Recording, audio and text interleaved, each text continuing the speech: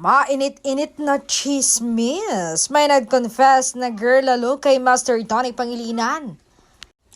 Pero hindi siya interesado. Hindi talaga niya ipagpapalat ang isang Bel Mariano. Sabi nga niya sa isang interview, kahit gaano pa kaganda at kasexy ni babae, yan kung hindi naman tulad ni Bel na may napakagandang puso. No ako dyan, kahit sino nga ireto mo sa akin dyan, kahit Rena yan o napakamayamang babae, napakagandang babae at sexing babae, no pa rin ako dyan dahil anong value ng babaeng yan kung hindi namang kasing ganda ng budhe ni Bel Mariano.